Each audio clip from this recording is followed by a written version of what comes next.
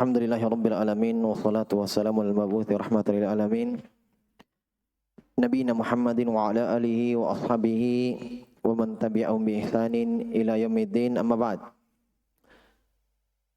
Al-ikhwan wal akhwat rahimani wa rahimakumullah.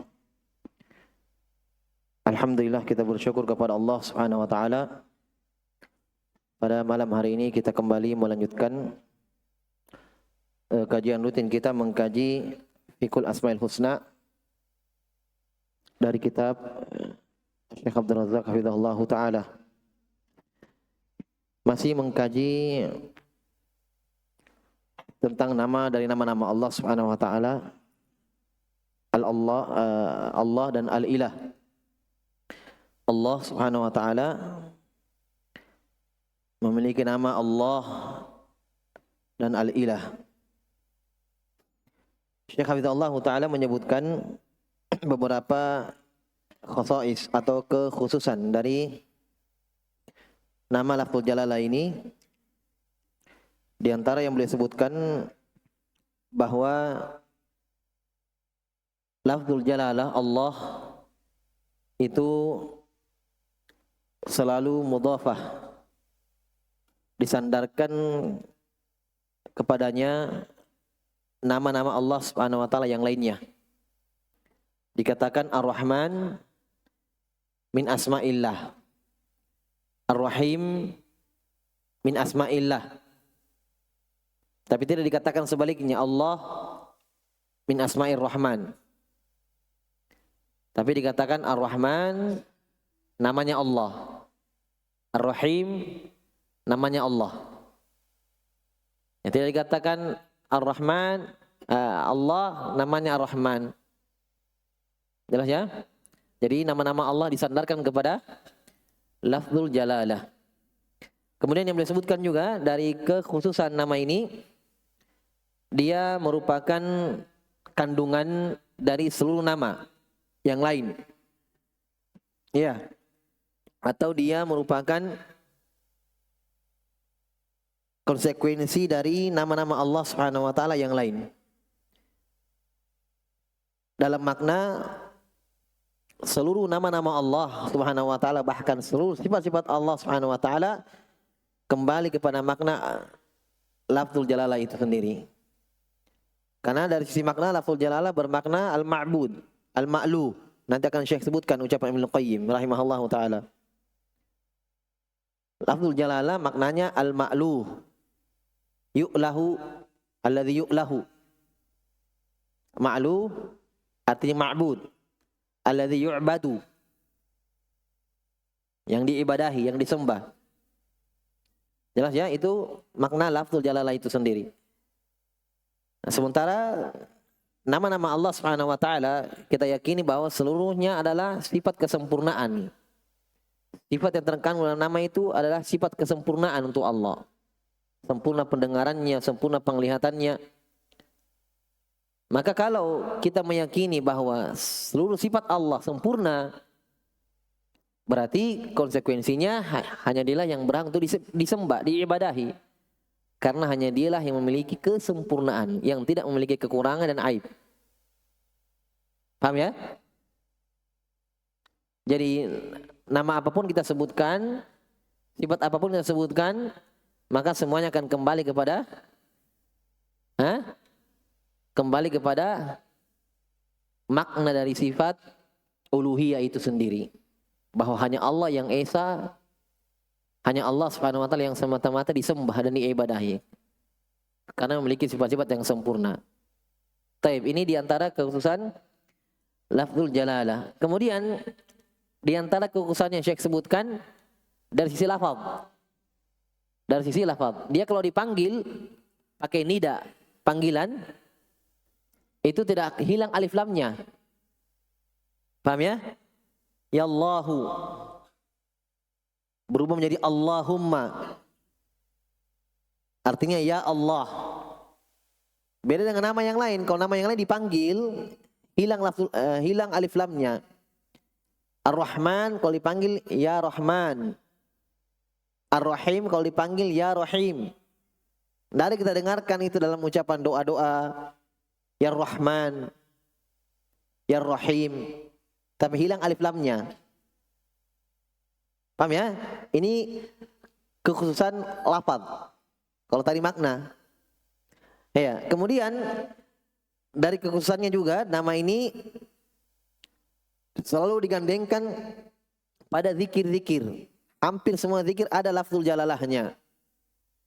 Tasbih, tahmid, istighfar, hauqalah, hasbalah, basmalah. Iya. Semuanya apa? Ada lafzul jalalah. Kemudian yang Syekh sebutkan juga bahwa sebagian ulama dari sinilah mereka berpendapat bahwa Ismullahil A'zam adalah lafzul jalalah. Kemudian yang terakhir kita sebutkan dari kekhususan nama ini, lafzul jalalah ini adalah dari nama-nama Allah yang paling banyak disebutkan dalam Al-Quran. Sampai lebih dari 2.200 kali disebut. 2.200 kali disebut. Kemudian Ibnu Qayyim juga menyebutkan bahwa ada sekitar 33 ayat lebih. Ada sekitar 33 ayat yang dimulai dengan lafzul jalalah. Paham ya? Baik. Maka ini diantara kekhususan yang disebutkan. Kemudian kata beliau hafizahullah taala wa qada addadal alamatu Ibnu Qayyim rahimahullahu taala asyra khasa'isa lafziyah li hadzal ism. Ibnu Qayyim rahimahullah menyebutkan sejumlah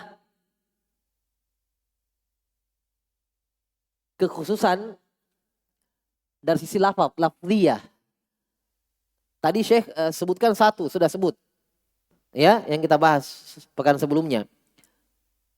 Kekhususan lafaz dari sisi lafaz yaitu apa? Ketika dipanggil tidak hilang alif lamnya. Paham ya? Ya, kemudian yang termasuk dari sisi lafaz juga bahwa semua zikir ada lafzul jalalahnya. Ini kekhususan dari sisi lafaz. Ibnu Qayyim sebutkan dalam sebagian kitabnya bahwa sekitar 10 ya dalam kitabnya sekitar 10 kekhususan dari sisi lafaz. Sekitar 10. Di sini katakan ada dari Ibnu Qayyim asyra khasa'is lafziyah. 10 kekhususan lafaz dari sisi lafadznya, ditinjau dari lafadznya. Di antaranya itu yang Syekh sebutkan bahwa dia kalau dipanggil alif lamnya tidak hilang. Setelah itu Ibnu Qayyim katakan apa?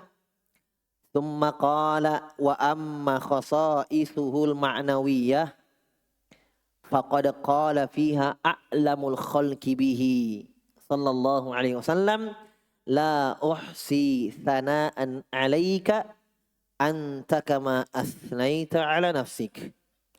Adapun kata Ibnu Qayyim ya, kekhususan lafzul jalalah dari sisi makna. Dari sisi maknanya ya. Ini tidak bisa dibatasi. Tidak bisa dibatasi.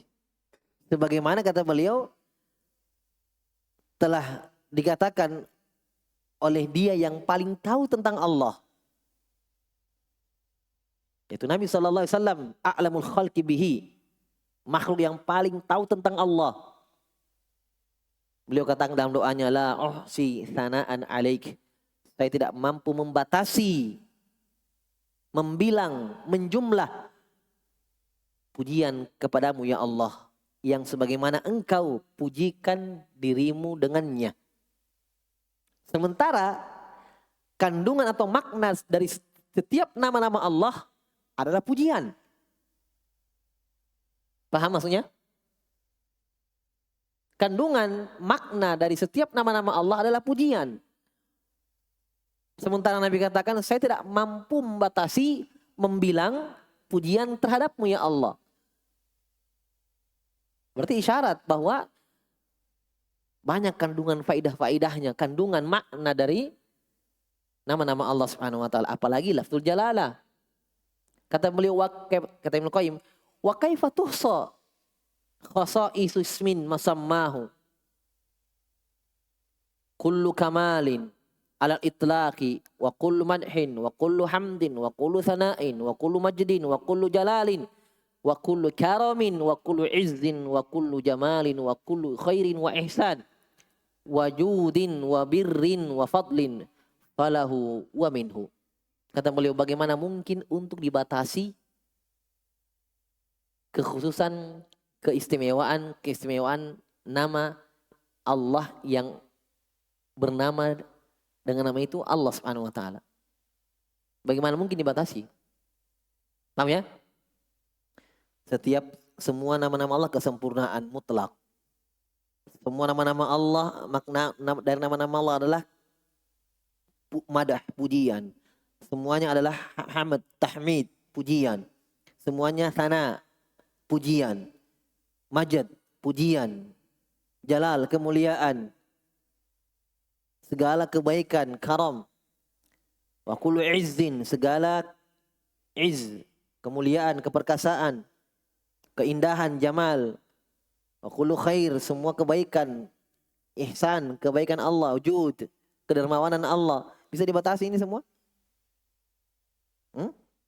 Bisa dihitung kebaikan Allah? Tidak bisa dihitung. Iya. Sebab semuanya terkait dengan perbuatan Allah Jalla wa'ala.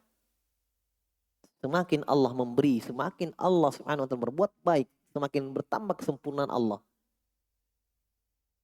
Ya kan? Dan Allah Subhanahu wa ta'ala senantiasa berbuat baik. Jud. Maha dermawan, dari nama-nama Allah Jawad. Al-Jawad, yang maha dermawan, maha baik, maha memberi. Al-Wahhab, maha memberi hibah. Sementara pemberian Allah tidak pernah putus. Ya kan? Bagaimana mau dihitung kesempurnaannya? Bagaimana mau dihitung makna dari kesempurnaan itu? Tak bisa. Perbuatan baiknya Allah Subhanahu wa ta'ala luar biasa. Semuanya itu keutamaan Allah, falahu, untuk Allah, wa minhu, dan hanya dari Allah. Jadi ketika manusia atau hamba dapatkan kebaikan, dapatkan keutamaan, dapatkan karam, kemuliaan, dari Allah semua. Allah yang membaginya kepada makhluk. Dzalika fadlullahi yu'tihi man yasha. Itulah fadlnya Allah, keutamaan Allah. Allah berikan kepada siapa yang Allah pilih. Dan itu tidak pernah putus dari Allah Subhanahu wa ta'ala. Bagaimana mungkin mau dibatasi kemuliaannya? Fama dzakara hadzal ismu. Fama dzukira hadzal ismu fi qalilin illa katsara. Masya Allah. Maka tidaklah disebut nama ini. Nama apa itu? Lafzul Jalalah. Pada sesuatu yang sedikit kecuali pasti menjadi banyak. Pasti menjadi banyak. Berberkah. Makanya zikir wajar. Tidak lepas dari lafzul Jalalah. Kita minta ampunan pakai lafzul Jalalah. Kita memuji Allah dengan tahmid alhamdulillah pakai lafzul Jalalah. Ibnu Qayyim mengatakan tidaklah disebut nama ini pada sesuatu yang sedikit menjadi banyak. Basmalah diawali segala kegiatan basmalah pakai lafzul Jalalah dapat berkah. Ya. Wala inda khaufin illa azalah, dan tidaklah disebut nama ini dalam keadaan takut kecuali pasti Allah akan menghilangkan ketakutan itu. Lihat ketika Abu Bakar As-Siddiq di dalam gua, ketakutan, hampir dilihat oleh orang-orang Quraisy, mau dibunuh sudah. Nabi tenang. Pakai lafzul Jalalah, la tahzan innallaha ma'ana. Nabi tidak katakan la tahzan innal rahmana ma'ana, innar rahima ma'ana. La tahzan innallaha ma'ana. Lafzul Jalalah disebut. Hilang ketakutannya Abu Bakar As-Siddiq. Tidak usah jauh-jauh. Orang-orang awam yang mungkin tidak pernah lalai dari zikir, tidak pernah coba ketika terjadi gempa, langsung Allahu Akbar, Allahu Akbar, la ilaha illallah, Allah ada yang sebut. Pernah ada yang beri Rahman, Rahim, ada. Sudah lalai disebut. Terjadi gempa, sempat ada yang video teriak Allahu Akbar, la ilaha illallah, Allahu Akbar.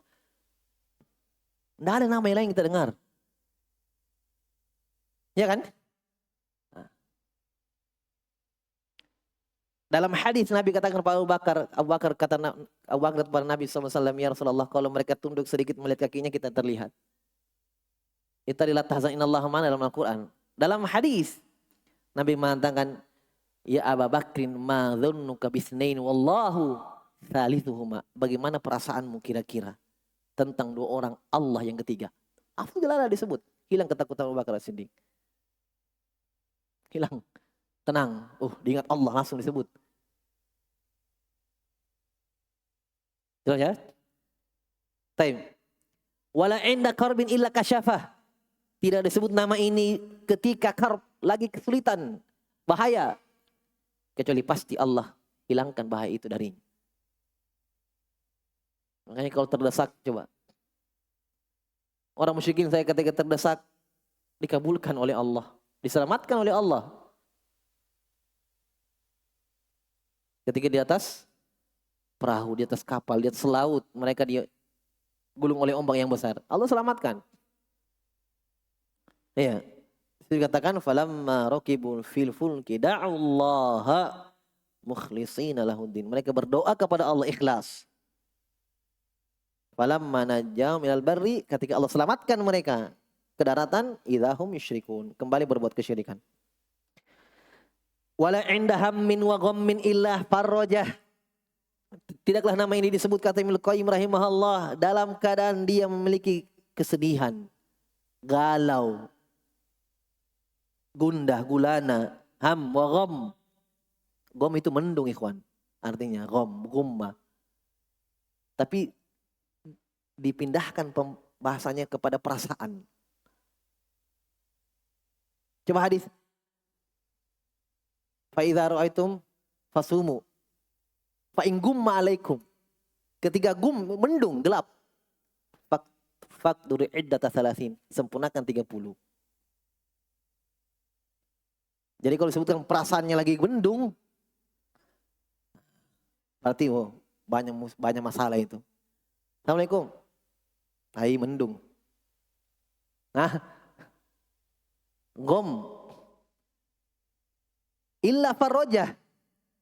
Kecuali Allah hilangkan kesedihan itu. Subhanallah. Allah hilangkan kesedihan itu. Ketika namanya disebut. Ada kan doa-doanya? Nah. Ini kalau dibaca ini orang-orang sufi ini. Ibnu Qayyim. Ai cocok. Allah, Allah, Allah. Bukan itu maksudnya. Bukan itu. Pakai zikir yang Nabi ajarkan. Pasti disebut nama ini. Iya kan? Orang sufi lihat, cocok. Makanya zikir Allah, Allah, Allah. Bukan itu maksudnya. Tetap berada pada tuntunan yang Nabi ajarkan. Karena Nabi yang lebih tahu yang mana yang Allah ridhoi dari zikir-zikir. Yang Allah inginkan. Nabi ajarkan dalam hadis-hadis. Itu yang diikuti. Tetap pada rel syariat. Tak bisa kita karang-karang sembarangan. Hanya karena berhubung selalu ada disebut nama Allah pada zikir-zikir yang Syekh sebutkan juga, Ibnu Qayyim sebutkan juga. Ya, sudah disebutkan. Jelas ya? Bahwa tidak disebut nama ini dalam zikir, doa, maka pasti dihilangkan. Wala inda dhaiqin illa wasa'ahu, dan tidak disebut nama ini dalam keadaan sempit, terhimpit, rezekinya lagi sulit. Ya. Sempit kehidupannya. Kecuali pasti Allah akan lapangkan dia. Wala ta'allaqa bi dhaifun ila afadahul quwwah. Masya Allah. Tidaklah orang yang lemah tergantung, terikat dengan nama ini. Ya, dengan doanya, dengan zikirnya. Kecuali Allah akan berikan kekuatan untuknya. Ya. Wala dzalilun illa analahul izzah. Dan tidaklah orang yang dihinakan, rendah, ya, menyebut nama ini dalam doanya, dalam zikirnya, kecuali pasti diberikan kemuliaan, izzah. Wala fakirin illa asarahu ghaniya. Tidaklah orang yang miskin kecuali pasti Allah berikan kekayaan untuknya. Asarahu ghaniya. Allah menjadikan dia kaya. Ya, tanda kutip ya. Jangan memakan kaya itu selalu dengan banyaknya harta. La. Laisa lagina an kathratil arad, innamal ghina nafs. Bukan kaya itu yang banyaknya harta benda, yang terlihat. Tidak mesti. Betul itu dari kekayaan, betul. Tapi terkadang orang yang banyak harta bendanya tetap miskin. Kenapa? Ketika dia tidak pernah merasa puas dengan apa yang Allah berikan. Tetap butuh. Kan miskin artinya butuh. Ayo, lihat orang yang lebih kaya daripada dia, masih mau lagi menambah. Ya, kata Nabi kalau dia punya 2 lembah emas, dia pasti cari yang ketiganya. Itulah manusia. Tapi yang kaya kata Nabi adalah ketika dia merasa cukup. Gina nafs, jiwa yang cukup. Taib, wala mustauhashin illa anasahu. Mustauhishin illa anasah. Dan tidaklah orang yang sedang bersedih hati. Ya. Ucapan sebagian salaf, la tastauhish liqillatis salikin wala tagtar bikathratil halikin.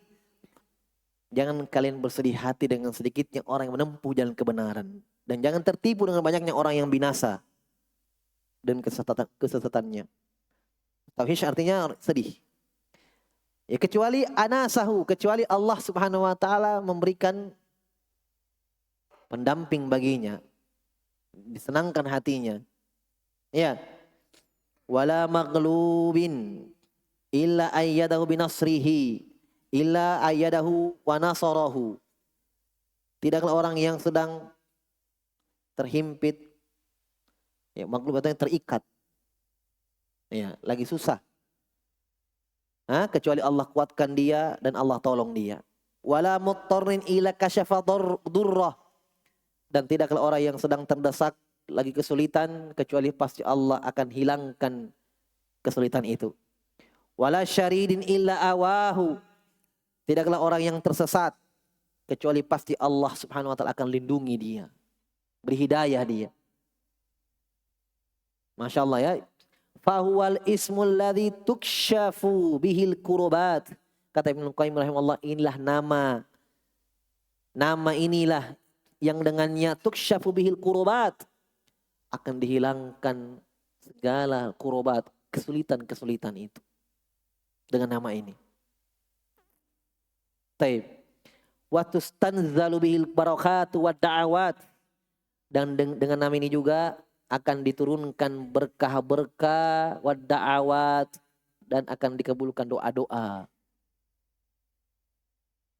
Ya. Makanya kalau kita meminta kepada Allah dalam doa, pakai nama Allah lafzul jalalah. Allahumma. Ya kan, rata-rata Nabi ajarkan kita doa Allahumma. Taib. Tuqalu bil atharat. Yang dengannya dikurangi kesulitan itu, hilangkan kesulitan. Wa tustadfa'u bihi sayyi'at, dan dengan nama ini juga akan diangkat darinya kejelekan, dosa. Wa tustajlabu bil hasanat, dan dengan nama ini juga akan mendapatkan, seorang hamba akan mendapatkan hasanat, kebaikan-kebaikan. Selesai dalam kalamnya Ibnu Qayyim rahimahullahu taala. Taib. Kemudian wa amma ma'na hadzal ism. Sekarang beliau mulai mengurai makna atau kekhususan dari sisi maknanya. Lebih mendalami lagi ya. Ya, kalau yang sebelum-sebelumnya itu masih faedah-faedah umum. Nah, ini sudah mulai masuk mendalami makna lafaz jalalah itu sendiri. Bahwa sekarang kita tidak bahas lafaznya. Sekarang kita bahas makna lafzul jalalah itu. Kata beliau, adapun makna nama ini, fa asluhu al-ilah. Nah, lihat. Asalnya dia ilahun. Bukan Allah, tapi al-ilah. Asalnya dari situ ya, al-ilah. Wa huwa bima'nal ma'bud. Allah dan ilah maknanya sama. Al-ma'budu. Isim maf'ul. Yang diibadahi. Berarti kata kerjanya, aliha ya'lahu abida. Abada ya'badu. Abada ya'budu. Beribadah. Paham ya? Berarti maf'ulun, ma'budun, ma'luhun sama. Yang diibadahi. Makanya tidak boleh, sudah kita bahas, tidak boleh bernama nama itu selain Allah. Karena maknanya saja diibadahi. Paham ya? Wal ilahu ismun min asma'illahil husna. Al ilah, nama-nama Allah. Ada orang namanya Abdul Ilah. Abdullah atau Abdul Ilah. Paham ya? Warada fil Qur'anil Karim, dan ini ada dalam Al-Quran. Wa ilahukum ilahu wahid la ilaha illa huwar rahmanur rahim. Sembahan kalian, ilahukum, sembahan kalian adalah ilahun. Sembahan yang satu. Tidak ada ilah kecuali Dia yang Maha Pengasih lagi Maha Penyayang. Qala ta'ala wa ma umiru illa liya'budu ilahan wahida. Masya Allah. Mereka tidak diperintah kecuali hanya untuk menyembah kepada ilah yang satu. Biasanya kan, iya, liya'budullaha, ya kan? Liya'budullah, tapi di sini liya'budu ilahan. Sama tidak? Sama atau tidak? Sama. Liya'budullaha, liya'budu ilahan. Tapi itulah kekhususannya lafzul jalalah. Tidak pernah hilang alif lamnya. Alilah di sini hilang. Ya kan? Alilah di sini hilang. Liya'budu ilahan. Hilang. Tapi lafzul jalalah tidak pernah lepas itu lafzul jalalah. Ibnu Qayyim sudah sebutkan bahwa lafzul jalalah, alif lam pada lafzul jalalah sudah bagian dari lafzul jalalah itu. Tidak pernah lepas. Di sini ilah hilang. Allah tidak katakan illa liya'budul ilaha. Tapi hilang alif lamnya. Langsung liya'budu ilahan. Hilang alif lamnya. Subhanallah. Tapi itulah kekhususan lafzul jalalah. Tidak bisa hilang alif lamnya. Sudah disebutkan pekan lalu, Syekh sebutkan bahwa dia sudah menjadi bagian dari lafzul jalalah itu, alif lamnya. Jelas ya? Berarti memang betul-betul khusus nama itu memang. Lafzul jalalah itu khusus betul. Di sini ilah hilang alif lamnya. Liya'budu ilahan wahida. La ilaha illa, hilang juga. Ilaha. Alif lamnya ya, alif lamnya hilang. La ilaha illa huwa subhanahu amma yusyrikun. Tidak ada ilah kecuali Dia, tidak ada ilah yang berhak disembah, diibadahi kecuali Dia. Subhanahu amma yusyrikun. Maha suci Allah yang maha suci Allah dari apa yang mereka persekutukan. Wa qala ta'ala, qul innama yuha ilayya annama ilahukum ilahu wahid fahal antum muslimun. Katakan oleh Muhammad, innama yuha, sungguh diwahyukan atasku bahwa annama ilahukum, sungguh ilah kalian, sembahan kalian adalah sembah yang satu. Sembahan yang satu. Fahal antum muslimun, apa kalian berserah diri kepadanya? Surah Al-Anbiya. Taib. Berarti di sini beliau jelaskan kesimpulannya bahwa lafzul jalalah asalnya adalah al-ilah. Dan ilah itu sendiri maknanya ma'bud. Berarti kalau kita langsung saja menyebutkan berarti Allah maknanya ma'bud. Paham ya? Hanya prosesnya Allah asalnya ilah. Ilah sendiri maknanya ma'bud. Berarti kalau kita langsung Allah ma'bud. Tidak perlu misalnya kita mau tidak perlu menyebutkan asalnya ilah. Langsung sebutkan Allah maknanya ma'bud. Bisa juga. Hanya di sini beliau sebutkan dulu asalnya, perubahannya. Lafzul jalalah asalnya dari kata al-ilah. Al-ilah itu sendiri maknanya ma'budun, yang diibadahi, yang disembah. Paham ya? Taib. Wa hadza wa inna ajma'a wa ahsana ma qila fi ma'na Allah. Dan ini dari yang paling ajma', yang paling mengumpulkan, yang paling bagus, yang menyebutkan tentang makna Allah. Banyak ucapan sahabat, banyak ucapan tabi'in, banyak ucapan-ucapan para ulama tentang makna lafzul jalalah. Tapi kata beliau yang paling baik, yang paling bagus adalah apa yang disebutkan oleh Ibnu Abbas radhiyallahu taala anhuma, bahwa beliau berkata, Allahu dzul uluhiyah wal ubudiyah ala khalqi ajma'in. Itu makna lafzul jalalah. Kata Ibnu Abbas apa? Allahu. Nah, hilang alif lamnya itu ada? Ada. Allahu. Allahu itu adalah dzul uluhiyah. Dzu bermakna sahib, pemilik. Paham? Orang Arab itu kalau sebut dzu berarti yang memiliki. Ada sahabat namanya Dzul Yadain. Yadain artinya tangan. Kenapa dikatakan dia Dzul Yadain? Karena tangannya panjang daripada yang lain. Jadi dia dipanggil dengan gelar Dzul Yadain, pemilik dua tangan. Panjang. Itulah yang ingatkan Nabi SAW ketika Nabi lupa. Sahabat-sahabat yang lain tidak ada yang berani mengingatkan Nabi, dia yang berani mengingatkan bahwa Nabi lupa 2 rakaat. Itulah Dzul Yadain. Dzu artinya pemilik ya. Nah, berarti kalau Allah Dzul Uluhiyah. Nah, kalau Dzulqarnain apa artinya? Dzulqarnain apa artinya? 2 tanduk. Qarn tanduk ya. Itu pujian. Dalam Al-Quran ya. Yas'alunaka an dzal qarnain. Taib, karena dia menguasai, dikatakan 2 tanduknya karena dia dikuasai timur dan barat. Dia kuasai timur, dia kuasai barat. Jadi 2 tanduk.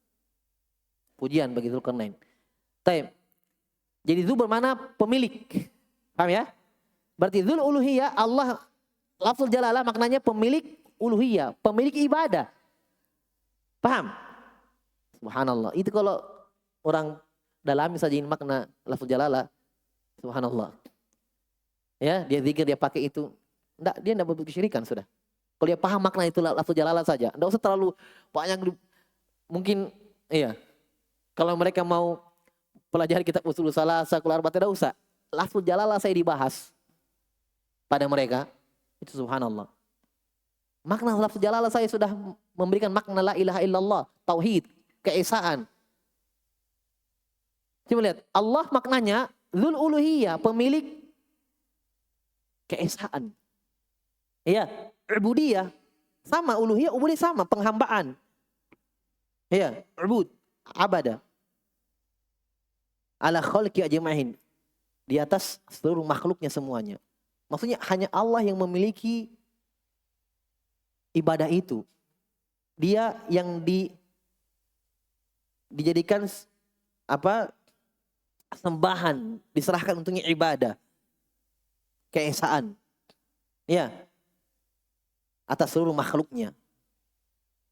Berarti kalau orang serahkan ibadah kepada selain Allah Subhanahu wa taala, ya makanya wajar kalau dia katakan kezaliman karena dia serahkan kepada bukan miliknya. Iya kan? Kamu serahkan doa ya sama makhluk. Bukan miliknya di situ. Miliknya Allah itu. Doa. Wa qala rabbukum ud'uni astajib lakum. Itu Allah yang punya. Ya, salat, qul inna salati, sembelihan, wa nusuki, wa mahyaya. Untuk siapa? Hidup dan matiku untuk siapa? Lillahi, itu Allah, miliknya Allah semuanya. Wa annal masajida lillahi fala tad'u ma'allahi ahada. Masjid-masjid ini milik Allah. Apa makna masjid-masjid? 2 maknanya.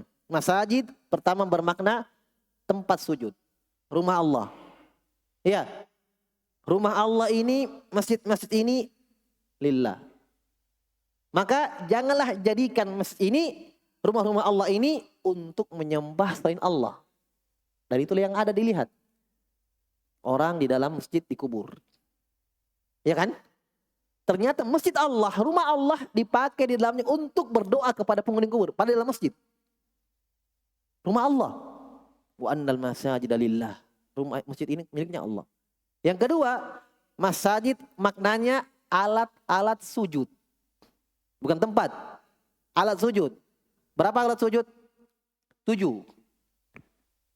Jidat, hidung, muka semua 1. 2 tangan 3. 2 lutut 5. 2 kaki 7. Ini milik Allah semuanya. Fala tad'u ma'allahi ahada. Jangan jadikan itu untuk sujud beribadah kepada selain Allah.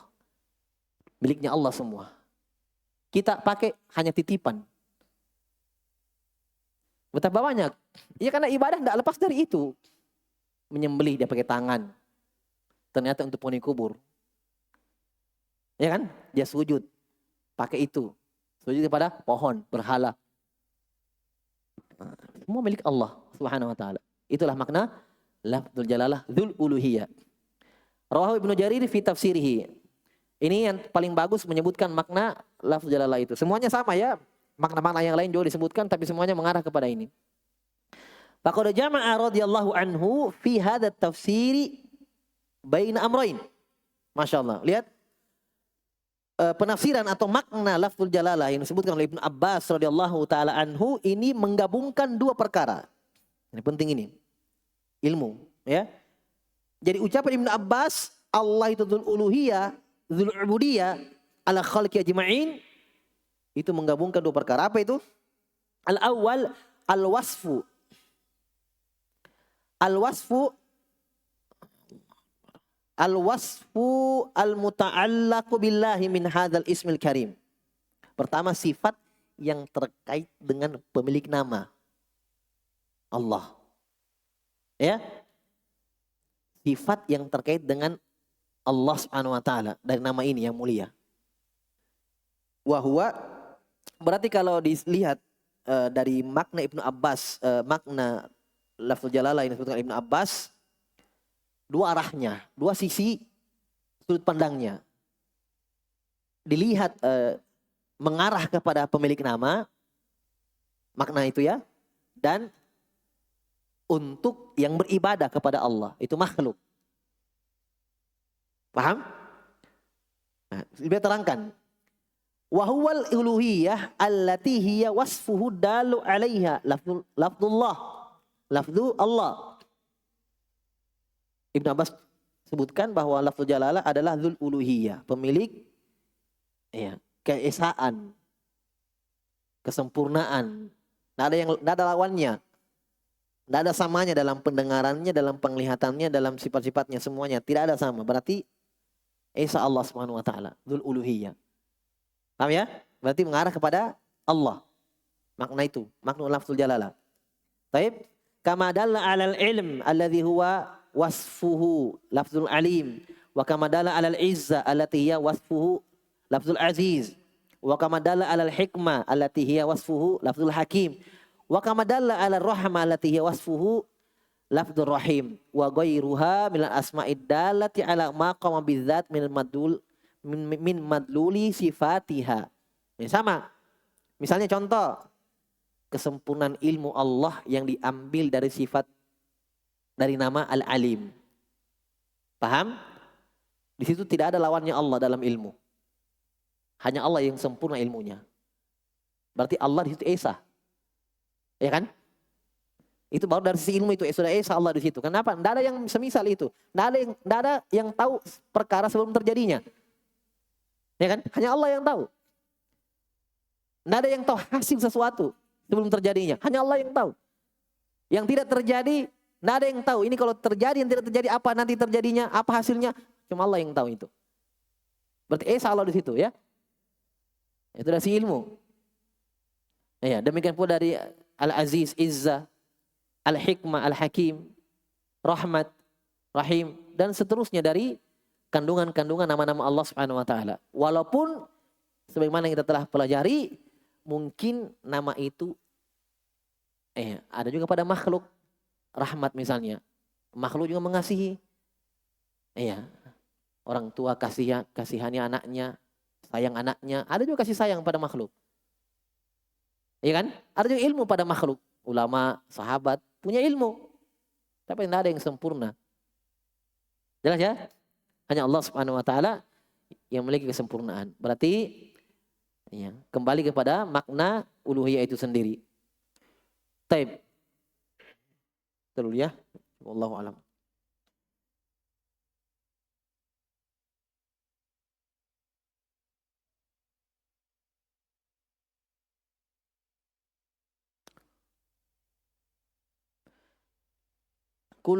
Pada ayat kullu syai'in, ada pertanyaan di sini, kullu syai'in halikun illa wajhah. Wa yabqa wajhu rabbika dzul jalali wal ikram.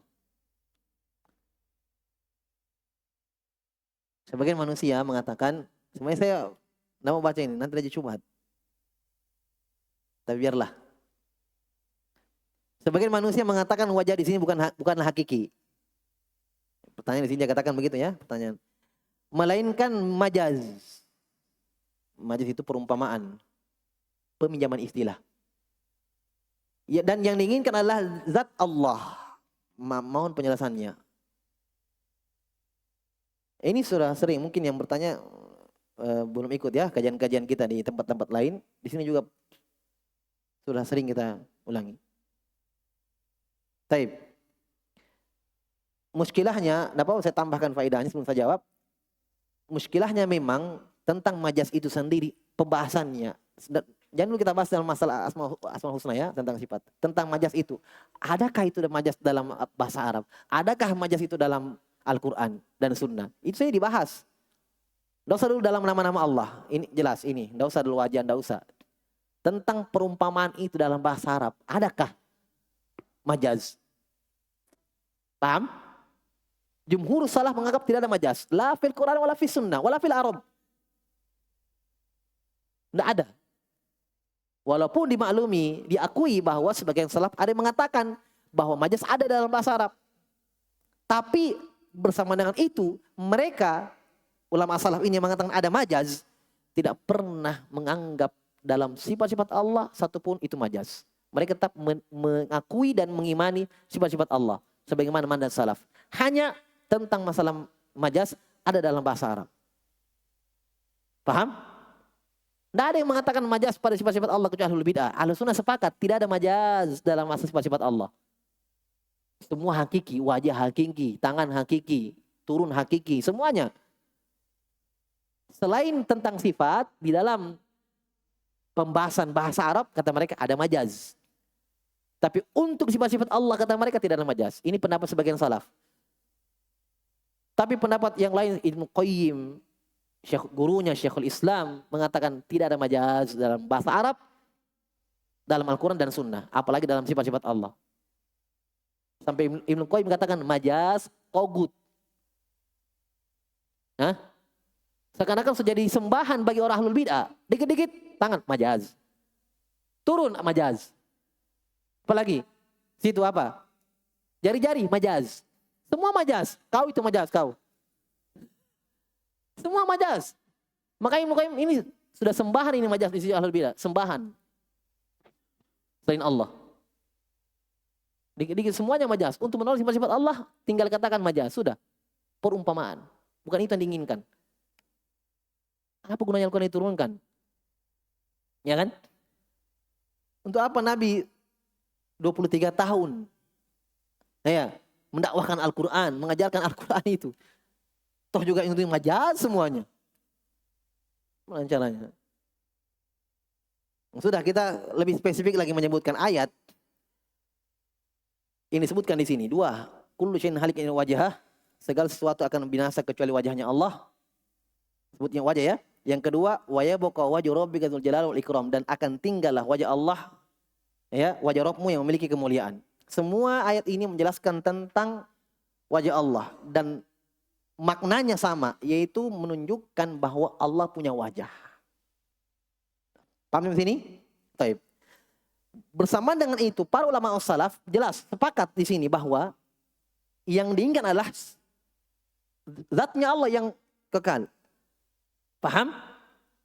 Ayat ini jelas dohirnya untuk menjelaskan bahwa seluruh makhluk akan sirna dan akan hancur kecuali Allah yang tinggal. Hanya Allah menyebutkan salah satu dari sifatnya yang Allah punya. Dan itu ada uslub dalam bahasa Arab. Ada uslub. Contoh, ketika Allah sebut tentang sholat, Allah berfirman, wasjudu, warka'u wasjudu. Ya, warka'u ma'ar raki'in. Rukulah kalian bersama dengan orang yang ruku. Apa maksud ayat itu? Apa maksudnya? Warka'u ma'ar raki'in, dan rukulah kalian bersama orang yang ruku. Apa maknanya itu? Salat. Berarti untuk menyebutkan tentang salat dipakai atau diambil salah satu bagian dari salat itu. Itu ada uslub. Nah, sekarang Allah untuk menjelaskan kekekalan dirinya, ya, Allah sebutkan bagian salah satu sifatnya, wajah. Itu ada dalam pembahasan. Bukan seperti dia dikatakan siapa itu di YouTube. Nanti kalau dikatakan wajah di sini yang kekal, sama Angry Bird kepala saja. Ya kan? Tidak bilang seperti itu. Gimana caranya? Itu ada dalam penggunaan uslub dalam bahasa Arab. Dipakai sebagian dari sesuatu itu bagiannya. Berarti kata para ulama bahwa ayat ini menjelaskan bahwa Allah Subhanahu wa taala kekal dan Allah punya wajah. Paham? Kalau antum lihat tafsirannya orang-orang Asy'ari yang mengerikan. Dia katakan wajah zat. Kata para ulama, terendus itu, dicium. Ini takwil jelas. Wajah-wajah. Mereka tidak katakan wajah, mereka zat. Takwil kata para ulama. Syekh Muhammad Khalil Kharas jelaskan dalam Syarh Aqidah Wasithiyah. Ucapan orang Asy'ariyah dalam masalah ini langsung katakan wajah zat. Takwil, memalingkan ayat. Wajah-wajah yang diinginkan. Hakiki itu ayat. Hanya sembari kita meyakini bahwa yang kekal iya Allah Subhanahu wa taala. Tapi Allah sebutkan wajahnya. Berarti maknanya ayat seluruh makhluk akan sirna kecuali Allah Subhanahu wa taala yang memiliki wajah. Itu makna dari salaf. Sesuai zahirnya. Tidak dikatakan wajahnya saja yang tinggal, yang lain hancur. Bagaimana yang dia yakini? Paham ya? Itu hanya uslubnya seperti itu dalam penggunaan bahasa. Dalam bahasa Arab, dalam bahasa kita saja ada ikhwan. Coba misalnya teman kita ya, 1 minggu kita tidak lihat. Ada bahasanya begini, dari mana akhi? 1 minggu saya lihat batang hidungmu. Hidung yang dilihat? Nah, ada kan itu penggunaan itu. Maksudnya saya lihat kau satu pekan saya lihat, kau itu saya lihat. Kau kemana? Tapi dibilang batang hidungmu. Ada kan? Memang hidungnya saja yang dilihat, terbang-terbang. Atau Pinocchio yang panjang. Maksudnya dia, tapi punya hidung. Karena dia punya hidung. Ya kan? Begitu juga pada pembahasan ini. Kekalah Allah Subhanahu wa taala yang memiliki wajah. Begitu. Justru dalil ini dipakai oleh para ulama membantah mereka. Tidak mungkin Allah mengatakan di sini hanya wajah Allah yang kekal. Ya, kekalah wajah Allah kalau Allah tidak memiliki apa? Hah? Wajah, bukan zat. Tidak mungkin Allah pakai di sini dalam ayat bahwa Allah kekal. Tapi Allah pakai ta'bir dengan wajahnya, menyebutkan sifatnya. Kalau Allah tidak punya itu. Berarti kata para ulama ayat ini jelas menjelaskan bahwa Allah memiliki wajah. Berarti ini memang penjelasan sifat ini, penyebutan sifat wajah bagi Allah. Hakiki. Bukan majaz. Wallahu a'lam. Bisa kita coba dulu. Subhanakallahumma wa bihamdika asyhadu an la ilaha illa anta astaghfiruka wa atubu ilaik. Wa akhir da'wana alhamdulillah rabbil